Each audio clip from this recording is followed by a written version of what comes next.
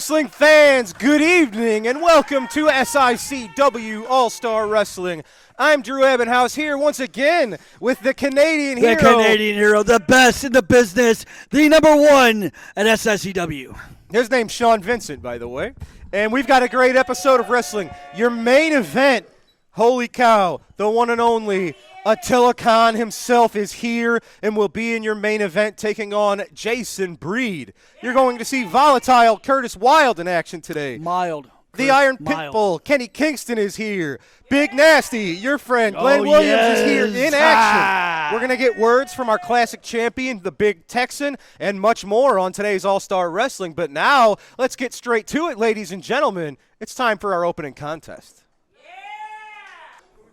Ladies and gentlemen, it is time for our opening contest. Set for one fall, 10-minute time limit. Introducing first from Effingham, Illinois at 298 pounds, Richard Shaw. His opponent is accompanied to the ring by Travis Cook and the 6'5" spawn of Khan, Lilith Khan. He is from Cairo, Egypt, weighing 320 pounds, representing Devastation Incorporated, Peyton Ayers. Wow, I got to say, Peyton Ayers, hands down winner of this match already. Calling it right now. Say again? Peyton Ayers, hands down the winner of this match. Calling it right now. You never know. His recent run, you have to imagine, has been a little better than Richard Shaw, so that would make sense. But you never know. When you get two experienced grapplers in there, they're both hovering around the 300-pound mark, if not a little over that. Anything can happen. That's why we have the matches. That's why we wrestle. Did you just refer to Richard Shaw as a grappler? I did. In what manner do you think this man's a grappler? He's a brawler by all means. They're both brawlers. Big, giant monsters. He knows some grappling holds, too. He just chest. Doesn't use them that much. Okay. Maybe he relies on his size and strength more than he should. Look at the brains on Peyton Ayers, using the ring to his advantage, raking those eyes across those ropes. That's what's so dangerous about Peyton Ayers. He's been studying under the learning tree of Attila Khan, Travis Cook, Stephen E., and he's learning. He's adapting. He gets better each and every time. Oh, a hard miss. Richard Shaw taking advantage of that missed splash. And Travis Cook, we thought it was a one-night only kind of thing, but he's been here. Well, you proved me wrong. There's a grappling move. We had a handshake over Richard Shaw. Imagine he would be quite an upset and put a wrinkle in the plans of Devastation Incorporated if he were to pick up a victory here. And it would send himself shooting up the rankings here as well. So everybody's got something to fight for here. Peyton Ayers looking to continue the dominance of Devastation Incorporated. Now, this is interesting. Oh, what's happening? The size happening? of Lilith Khan What's here. happening? Lilith Khan! Breaking the eyes of fingers Richard full Shaw. of face. She pulled his eyelids up over his head. That was insane.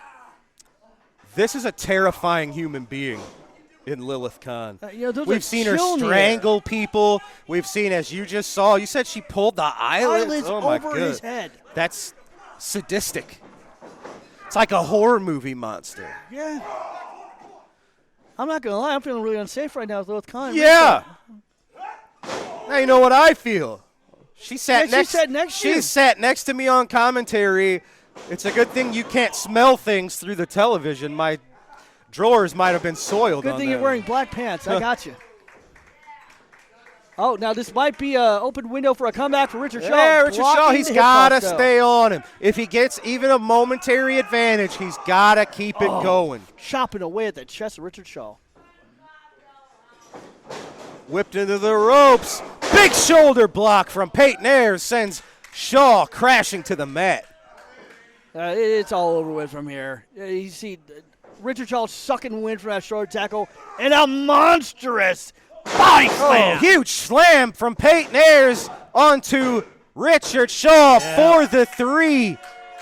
I'm no sidekick, but I called it. I told you Peyton Ayers all day, baby. Well, Peyton Ayers under the guidance of now also Travis Cook, and with the added confidence booster that is Lilith Khan, picking up the win here in your opening match on All-Star Wrestling. SICW this evening, I'm here with Jason Breed. Jason, you have a big match coming up this evening. How are you feeling? I'm feeling alive. This isn't the first time I have faced Khan in this building. We filled the house, and I took him to this limit the last time I was here. We bled and we fought all over this ring. So I know what I have in store for me tonight when I face Khan. But let me tell you this. Recently, I had went on a vacation to sort of get my mind set. And I went to my grandfather's ranch, and I talked to him about Devastation Incorporated. I told him, Grandpa, I'm having a problem with all these snakes. He looked me in my eyes and said, son, you know how I kill a snake? You cut the head off of it. So tonight, I face Khan, and I'm going to cut the head off the snake. Tonight. Jason Breed, determined this evening. We're going to the ring for your next match. Wrestling fans, this matchup set for one fall, 10-minute time limit. Introducing first, accompanied to the ring by your Canadian hero, Sean Vincent. From Gary, Indiana, 252 pounds, Big Nasty, Glenn Williams.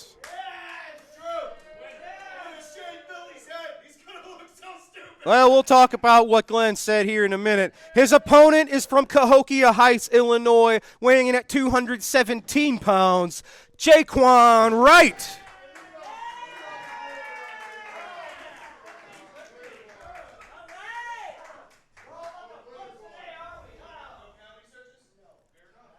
Referee Jerry Lane making sure the competitors are good to go. You might not want to touch that gear of Glenn Williams. There's sequins and glitter and sparkles everywhere.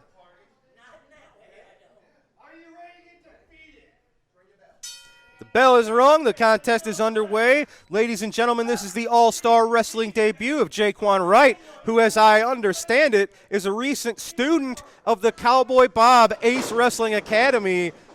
So we'll see what he's got in store for Glenn Williams and for us, the fans, here today. Was going for a waistlock takedown. Obviously, he's got strong fundamentals. Big Nasty side headlock on the newcomer. Look at that reversal from Jaquan. Nicely done. And if you're a relatively new wrestler, yes, you have to show some tricks, but if you've got your fundamentals down, it's the best foundation for anybody looking to get started and get ahead here in professional wrestling. We just saw strong words from Jason Breed. He is ready to go. He's going to attempt to cut the head off of Devastation Incorporated when he faces Attila Khan here in your main event tonight. And he mentioned their previous one-on-one contest. This is when Attila Khan was the classic champion. Jason Breed was the challenger in this match. And I don't know if people really gave him really a great chance, but he went toe-to-toe with Khan. He showed us that he could fight, he can brawl, he can bleed, and still keep going. So while he was not victorious in his first matchup against Attila Khan many, many months ago, he proved that he belonged several rungs up the ladder, and he's going to look to prove that again today. Look at this. Jaquan doing a great job frustrating Big Nasty to the point he had to take a little bit of a sabbatical. Might have got a little hot in the kitchen there for Big Nasty, getting some guidance from Sean Vincent, maybe taking a breather, regrouping here on All-Star Wrestling. That's a great way to frustrate somebody, too. A newcomer, he had the momentum going, and that was cut right off. So, you know, when your momentum is stopped midstream, that's a mental tactic that Glenn Williams is really pretty good at, these mental games, and you hate to say it, but he's learning very quickly under the tutelage of his now manager, Sean Vincent. Oh, man, big open-handed chop to the chest. You could hear that all throughout our studio arena. September the 7th, big match with big stakes on the line. Billy McNeil looking for revenge against Big Nasty. Billy McNeil putting his hair on the line. On the flip side, if Glenn Williams is defeated in their upcoming contest, he has to be Billy's manservant, as they say, for 60 days. And I try to stay impartial, but as also a fan of this great sport, I would very much like to see what happens and what Billy McNeil would make Big Nasty do. But we saw it's the Greco-Roman Glenplex. Glenn Williams, the experience advantage coming into play here. Glenn Williams staying fresh against his upcoming match with Billy McNeil, September the 7th. Sean Vincent and Big Nasty, Glenn Williams. Victorious today. They're happy with themselves. My goodness. All right. We've got to take a commercial break, fans. When we come back, it's this week's Promoter's Corner right after this. Wrestling fans, SICW is continuing its 2024 road tour. September 7th, it's back to the Madison County Fireman's Hall. And September 14th, we return for another big show in Sandoval, Illinois. On Saturday, September 28th, we return to the Worldwide Technology Raceway as part of the NHRA Drag Racing Weekend. October 4th, SICW returns home to the Belle Claire Fairgrounds. But back on the road on October 12th, we're visiting Fairmont City.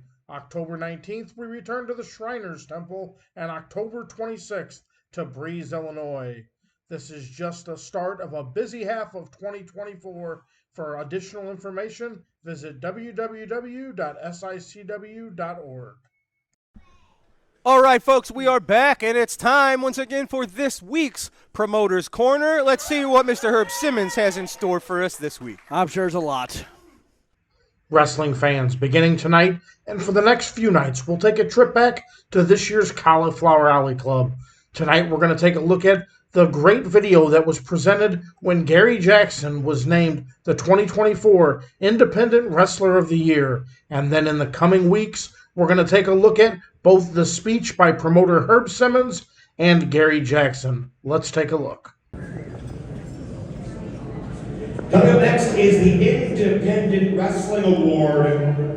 We acknowledge those who, despite the lack of guaranteed contracts and global television time, tirelessly travel the country to build their brand and help build a vibrant, thriving, diverse, and healthy independent wrestling circuit that serves as the lifeblood for young developing talent to grow into superstars. This year's recipient started out as a fan of the legendary Wrestling at the Chase program and grew from there to become one of the most long-standing and recognizable names in St. Louis independent wrestling history. In the words of the great poet, Axl Rose, many in St. Louis may think I'm on the night train and I could never get enough. Let's take a look at Gary the Night Train Jackson.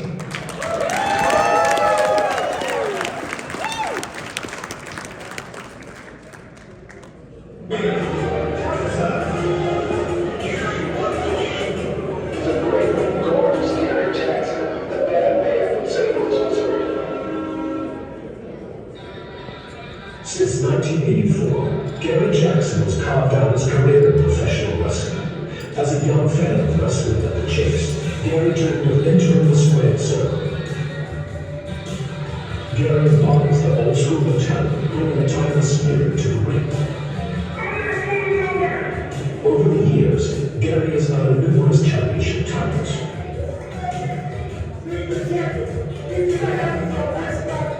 In his storied career, Gary is facing the biggest names in the WWF and WCW.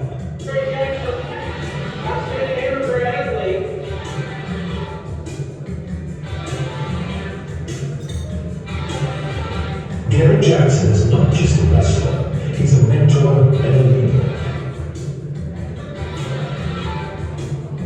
I play my 4 rules. Rule number 1 is I'm coming to win. Rule number 2 is I refuse to lose. Rule number 3 is I will cheat to be you. And rule number 4 is the most important rule of all. Don't forget my rules. Ladies and gentlemen, the 2024 Cauliflower Alley Club Independent Wrestling Award recipient, Night Train, Gary Jackson. Time limit. Introducing from Albuquerque, New Mexico, weighing 233 pounds, Gil Guerrera. And from Seattle, Washington, weighing 242 pounds, Greg Valentine. Referee, Lee Wan.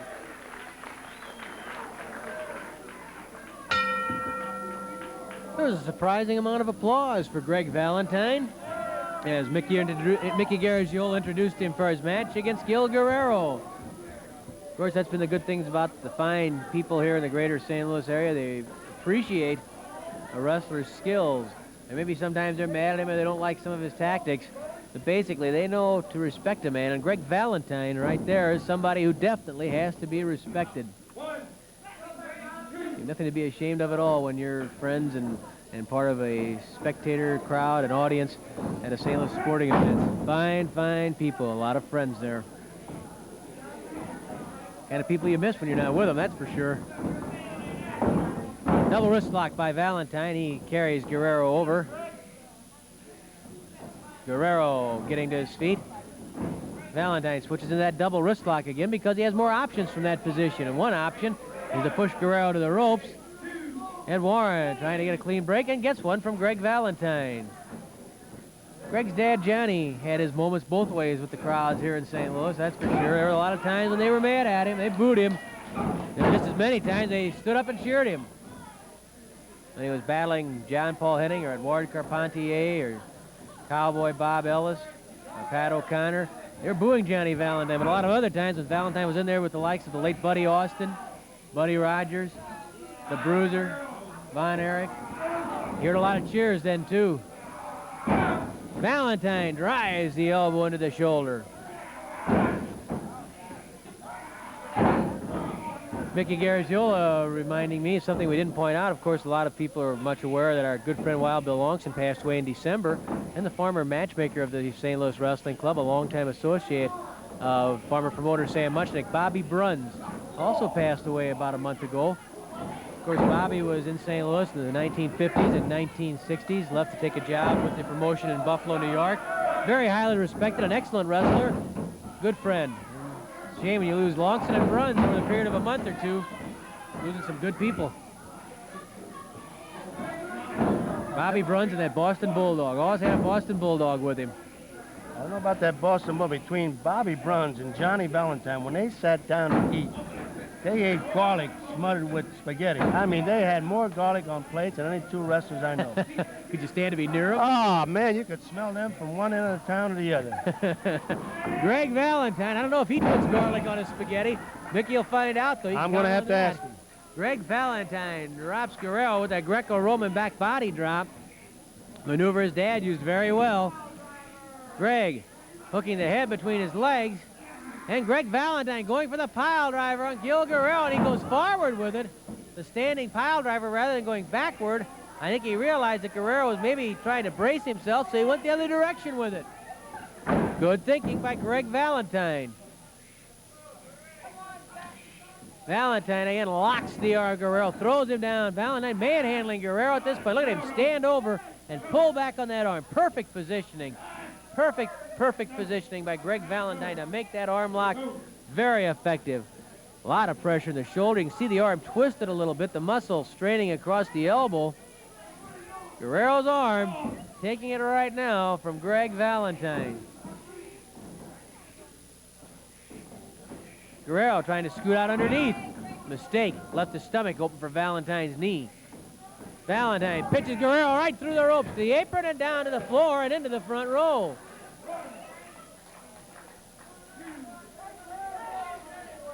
Guerrero trying to regain his bearings outside the ring. Valentine asks no quarter and he gives none. Get him back, yells Guerrero. Valentine not in the mood to wait. Valentine grabs Guerrero, catches him with a blast to the side.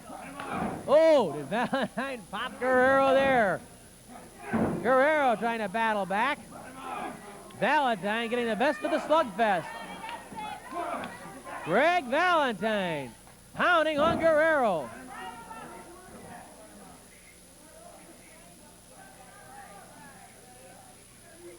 Valentine with a flying mare on Guerrero.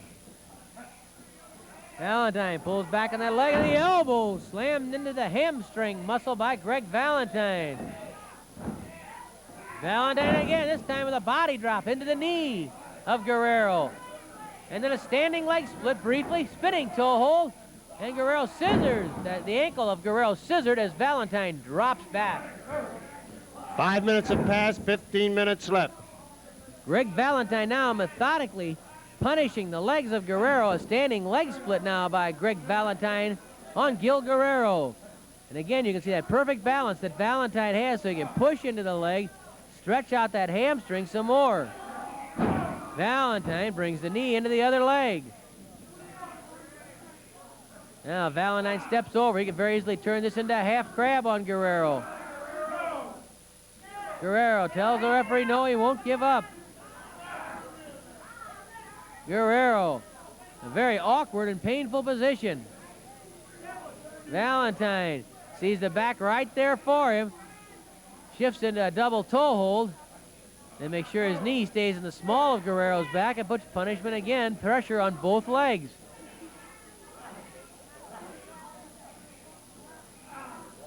Valentine reaching inside that double toe hold, using his shoulder as a pressure point. And Guerrero painfully crawls underneath the ropes. Discretion before valor in this case. It hurts, and he got out of the way. Valentine, those stomps on the back. Greg Valentine using that second rope for extra leverage to go to the air and punish the back of Gil Guerrero. Valentine took those punches of Guerrero, battled back himself. That chop was on the money. Guerrero tosses Valentine to the ropes. Oh, Valentine comes off with that brain buster right to the head of Guerrero. Guerrero was setting him up for the backdrop. Valentine instead with the brain buster and then bangs the elbow into the chest, knocking the wind out of Guerrero. Valentine grabs the leg, both legs up, spins the toe hold, locks it around, cinches it up, and there's that figure four leg lock. The figure four leg lock by Greg Valentine on Gil Guerrero. And Guerrero has no choice but to submit. Greg Valentine runs roughshod over Gil Guerrero. And it's about 50-50 cheers and boos for Greg Valentine. He just went in there and hard-nosed, tough customer that he is, polished down, methodically wore down Gil Guerrero. We're going to get another look at Valentine cinching up that figure four. One brain buster already landed. There's that elbow driven in again. Guerrero already stunned. Valentine following it up. Grabs the legs, makes sure the man's in the middle of the ring. Good ring sense by Greg Valentine. Locks it up, makes sure he has it cinched good so he can really rip at that cartilage in the knee.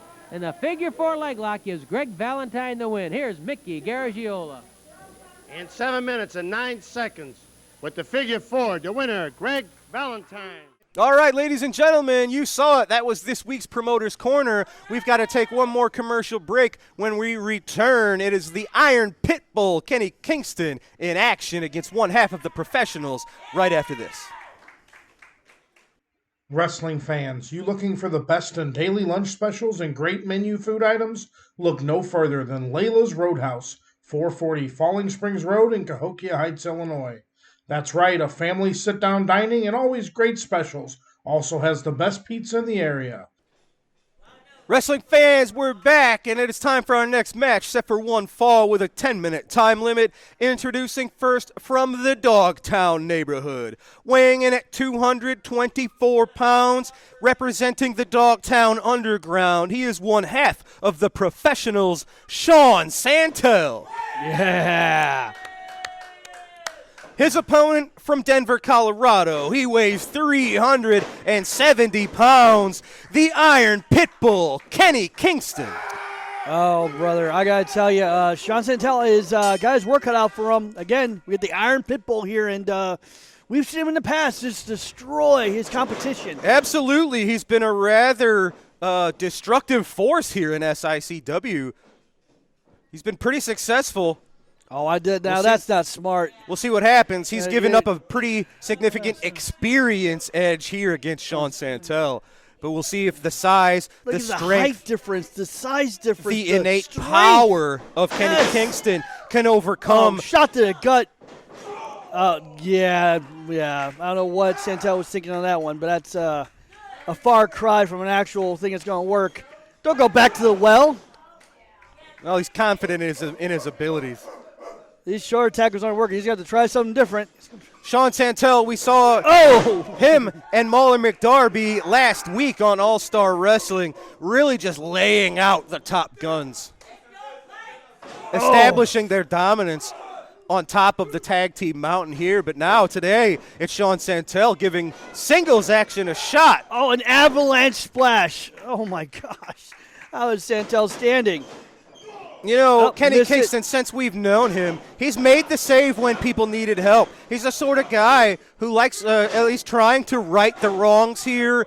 He doesn't like bullies. Kenny Kingston puts bullies in their place. And even though he is the bigger man, Sean Santel, the professionals, the Dogtown Underground, that's what they do. They bully people. Well, you can't do that to the Pitbull. Now look at the psychology here behind Sean Santel working that leg, chopping that leg out from the big man. So he can't Absolutely, stand. and keeping the big man on his back. A size advantage disappears if you are horizontal. Oh, nice quad stretch. That move, the stump puller, will just rip all ligaments right out of your knee. And you know, he's a bigger guy, and that can come a little bit of a double-edged sword. Bigger man, your body is going to take more damage when it comes to those sort of muscle pulls, attacking the knees and stuff like that. He's going to suffer a little more damage than a smaller man. So Sean Santel, very high wrestling in-ring IQ. We're going for a half Boston Crab here. Oh, he kicks him off. This is an opportunity right here for the Pitbull. Oh, just a clubbing clobbering. clothesline, knocking Santel back into the corner, and the second one sends him to the mat. But Santel, look at him. He's back to his feet. He is a tough man, Sean Santel. He's been doing this for a long time. Look at that, a huge pounce from the Pitbull. Getting fired up. The fans behind Kenny Kingston, the power picking slam. him up. We've seen him using this power slam to great success. He nails Santel. Santel laid out in the center of the ring, nowhere to go with the huge man on top. He got it. Wow. I have to say, but look, both men showing the damage of this contest. Kenny Kingston holding the knee. Santel was seemingly clutching maybe a shoulder. But, man, two big, rough, and tough competitors going toe-to-toe. Iron Pitbull, Kenny Kingston. He's been victorious several weeks in a row here on All-Star Wrestling, making his presence felt, moving up the rankings. Nicely done from the Iron Pitbull. Ladies and gentlemen, I'm going to head to ringside now to get some words from our classic wrestling champion, the Big Texan. Yep. Wrestling fans, I am joined by the one, the only. He is not only the reigning Ionide Shriners champion, he is the reigning SICW Classic Wrestling champion, the Big Texan. Tex, you've been right in the center of a lot of things going on here in SICW. First, let's talk about what happened recently in Collinsville, Illinois. Yourself, Bobby D, taking on the united forces of Kowalski and Attila Khan, led by Travis Cook. When we were all blindsided, Danny Boy Hawkins, our troubleshooting referee, was trying to keep order, trying to keep everything under control, when out of nowhere, the shocking betrayal of Haku joining up with Devastation Incorporated really flipped your match and the entire foundation here right on its axis. Yeah, let's talk about Haku. Haku, I felt, was a friend of mine. I mean, we go back at least 5 years. I mean, we broke bread, we had breakfast, we had lunch, we had dinner with each other. True friend. Now, you hear the stories about him popping eyeballs out and, biting noses off, but I thought those days were done. The Haku that I knew was a nice guy. He was a friend. I considered him a friend. But I guess the monster inside needs to get out, and he just turned his back on all of us. Mentally, How do you even deal with that? It's quite a confidence booster and a feather in your cap to say that Haku is your friend and has your back. Now, he's still regarded as the most dangerous man in the wrestling business, and now you face the challenge of him on the opposite side of that fence now and potentially having to go up against this man. What does that do to your psyche? I don't know, because he's been like a mentor. So now it's like going after your mentor. So I just don't know. I don't know anymore. But, man, I got to focus on something else. I got to focus on the 400-pound Kowalski. You know, September the 7th. This is going to be a match that I've never had before because normally I'm the biggest guy in the ring. This time I'm not, which is kind of shocking to me. So it's almost like a true test for me. But it's a test that I'm going to guarantee that I'm going to win. Well, and in the past, you're now in your, 14th, 15th month as the Classic champion, and there's been very few people that have stepped up and really been a credible challenger. It is these bigger guys. It's the Peyton-Ayers. It's the Kowalskis of the world. So how do you face off, like mentally? You have to keep improving. You have to evolve when you're facing something that's larger than yourself. Well, that's the reason in the Collinsville show. I showed that I can take him down, and I was actually working his leg and had him in an Indian death grip there, and of course Attila came out and kind of ruined that. But at least it shows me that I can get the big man down and I can keep him down, as long as the other guys don't get involved. You bet. Well, Tex, you got a big challenge ahead of you, fans. That is September the 7th, Fireman's Hall, Collinsville, Illinois. The big man looks to continue his really successful run as the Classic Wrestling champ. Tex, good luck. You're going to need it, pal. Thank you, sir. The big Texan fans, you'll see, can he continue his reign September the 7th? Time for our next match. This matchup set for one fall, 10-minute time limit. Introducing first from Calgary, Alberta, Canada, weighing in at 226 pounds, Rob Stardom. His opponent, accompanied by the #1 Jinja Wildfire from the Wild Side, one half of your tag team champions, Volatile Curtis Wild.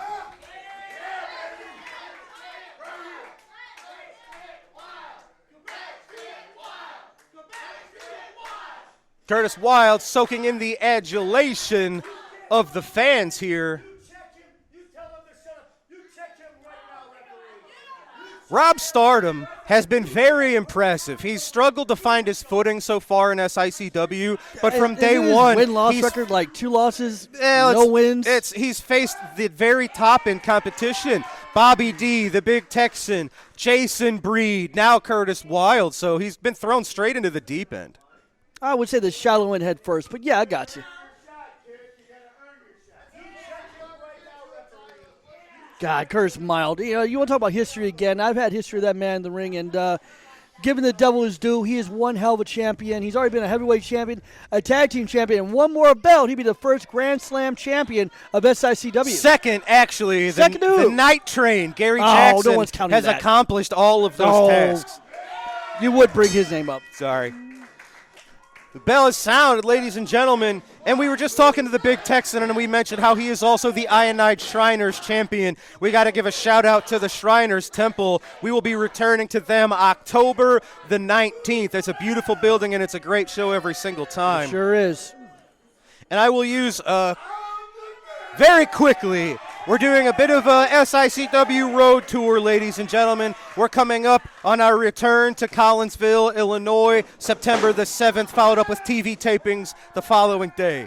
September the 14th, we go back to Sandoval, Illinois, to the Sandoval High School.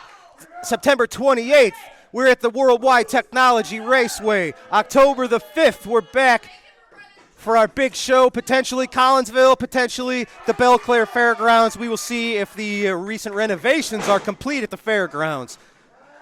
Fairmont City, Illinois. We'll be back and see you guys October the 12th. The police and the fire department unite to put on an amazing fundraiser. October 19th, we're going back to the Ionide Shriners Temple, and you have to imagine Texan will defend that belt once again. October 26th, we go to Breeze, Illinois for the very first time at the Breeze Central Community High School.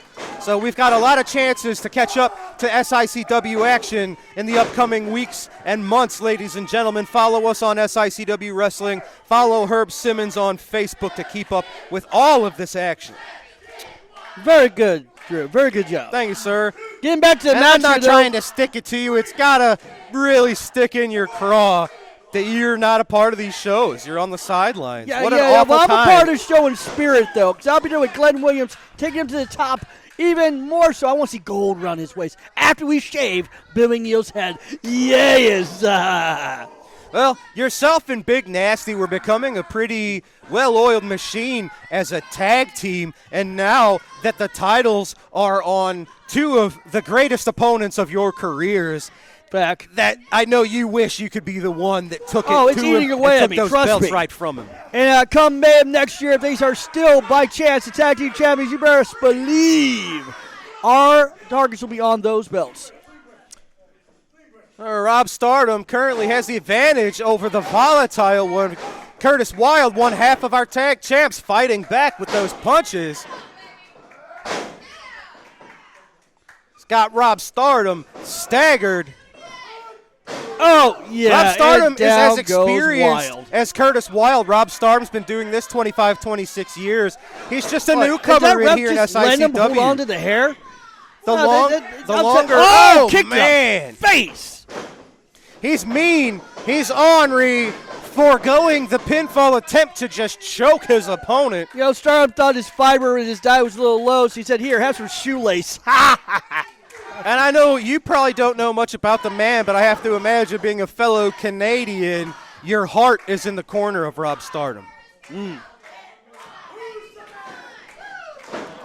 Well, those kind of cocky pins aren't going to work against somebody Confident like Curtis Wilde. pins, confidence. We don't call us cocky in Canada.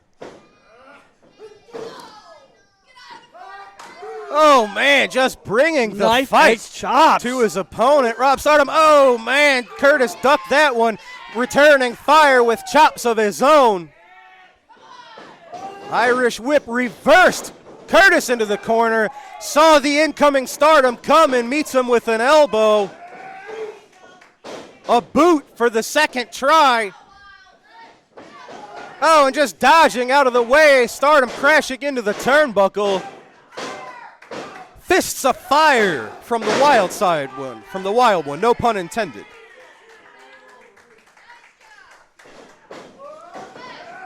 Curtis whipped into the rope. Oh, nails him with a huge spear. Almost taking Rob Stardom out of his boots. Hooks the leg. No, Stardom the outside shoulder, out at 2. I am actually astonished that Stardom wasn't put out with that spear. That spear has won Wild a lot of matches. Yes, sir. Oh, nicely done. That is the WTF for the win.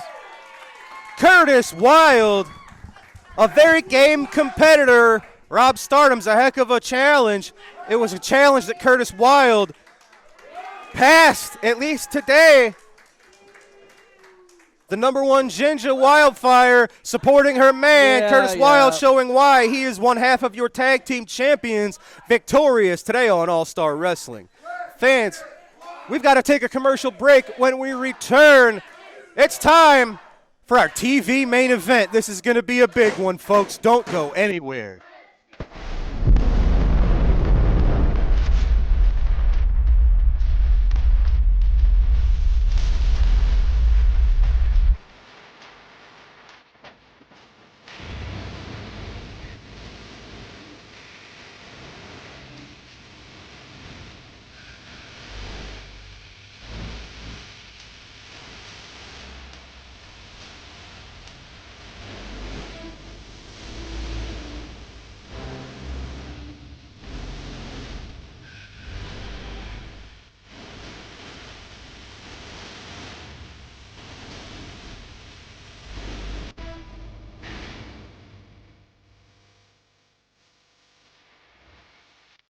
Wrestling fans, there's nothing better than barbecue and wrestling. When you're hungry, stop by Mr. Barbecue with 2 locations to serve you in Columbia and Waterloo, Illinois. Great barbecue, cold beverages, and SICW wrestling. Ladies and gentlemen, we are back, and it is time for today's huge TV main event set for one fall with a TV time remaining. Introducing first, representing Devastation Incorporated, accompanied to the ring by Travis Cook and Lilith Khan. From Mongolia, 277 pounds, he's the international bounty hunter, Attila Khan. His opponent from St. Louis, Missouri, weighing 244 pounds, Jason Breed.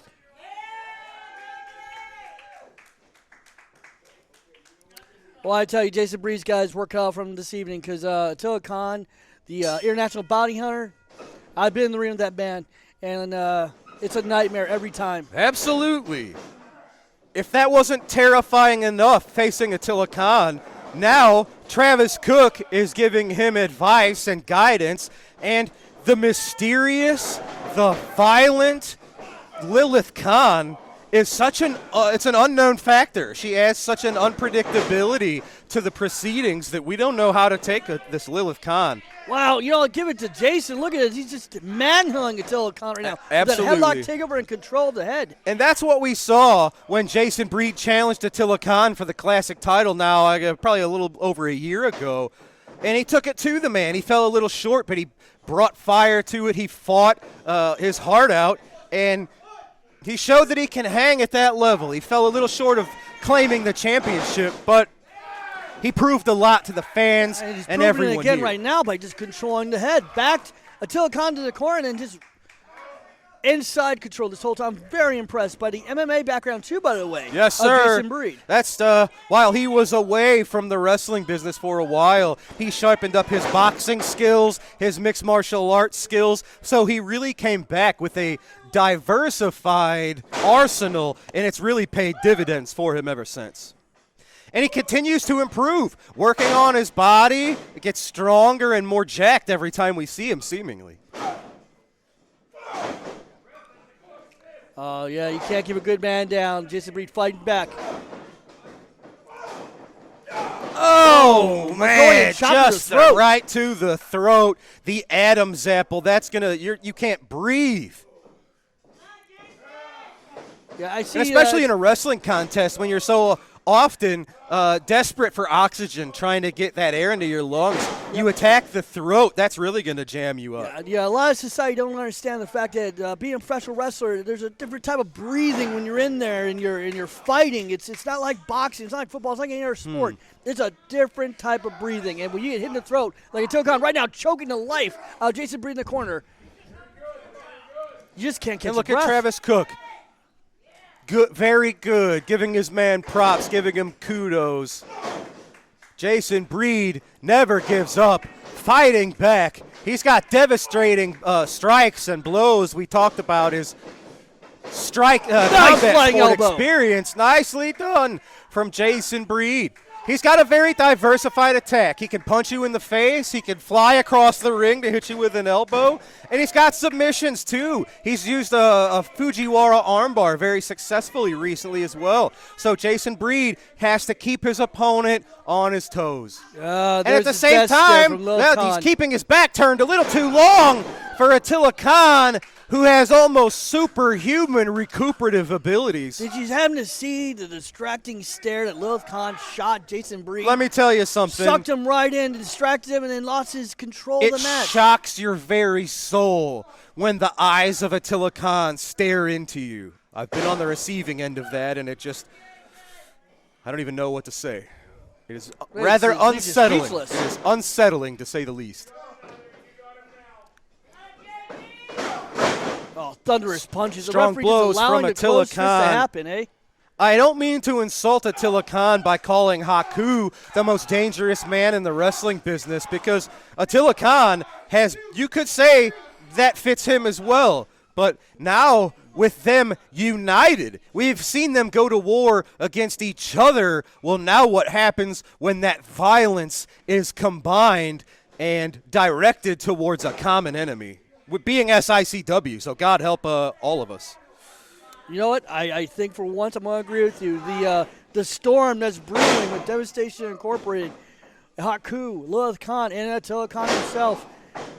And that's a storm I don't want to be in front of. What's so dangerous about Devastation Incorporated, they didn't just assemble a group, and they're not just comfortable with what they have accomplished. Constantly adding to their ranks and improving. And now Stephen E. overseas looking for more funding. And obviously, Breed going for the cover. Attila far shoulder out at 2.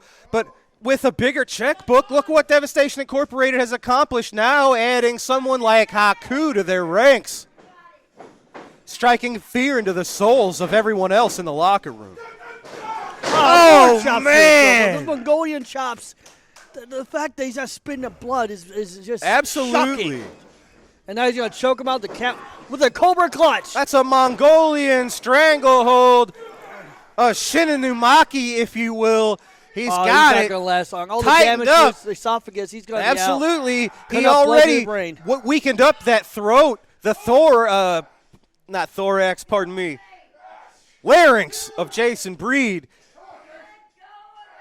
Attila Khan knew it. He didn't give up. Out. I think he went out. out. Referee, break up the hold. Jason Breed being strangled to death. The ref needs to break this hold before he kills Jason break the Breed. hold. The oxygen to his brain has been been cut off for so long.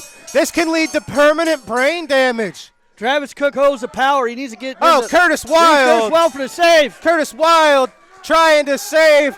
Yeah, he's saving the life of Jason Breed, taking it to Attila Khan. Curtis Wild, ferociousness. My God. Oh my God. It's Haku. Curtis. Oh no. Oh, the double teaming. The assault from Khan and Haku. I don't know what to say. Travis Cook holding the referee back. The Tongan death grip. Tongan death grip on Curtis.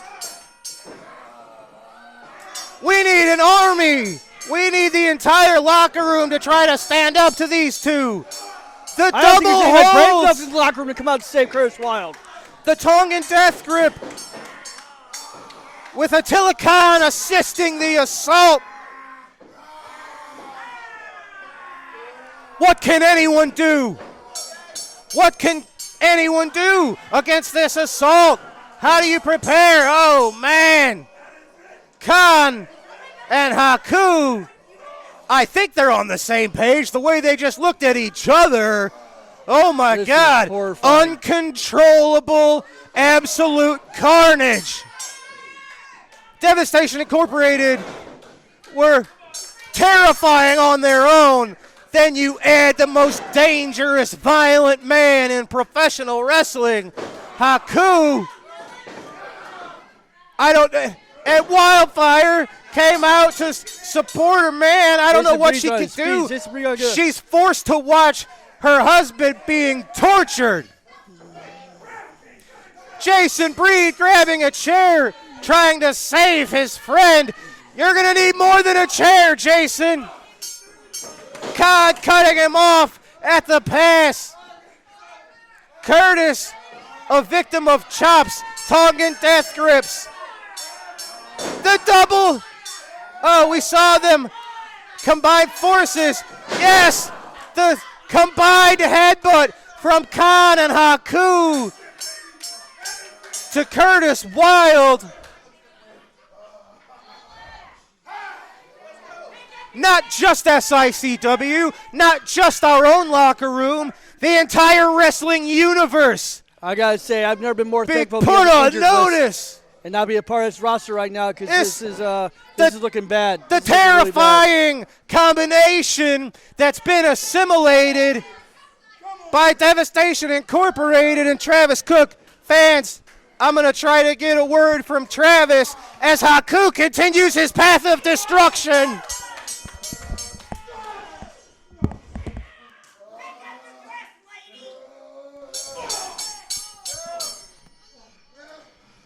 Travis, my God, what can anyone do to stop this path of destruction?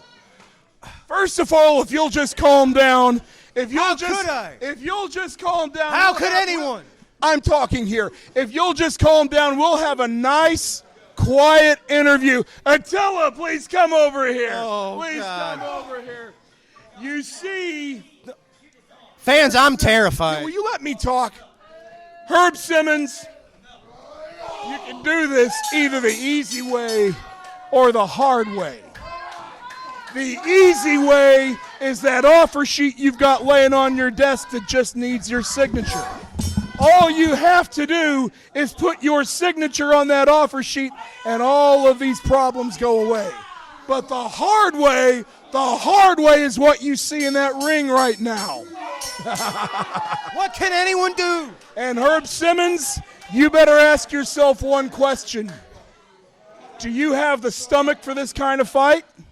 Do you? At this point in your career, at this point in your life, do you have the stomach for this kind of fight? I don't think you do. Absolute carnage. And you're going to have to answer that question, Herb Simmons. Think about it. And think about it well. Good day, Drew. The brutal assault continues. Ladies and gentlemen, we gotta go. We're out of time for Sean Vincent. For the sake of our whole locker room, God help us. We'll see you next week here on All Star Wrestling, fans.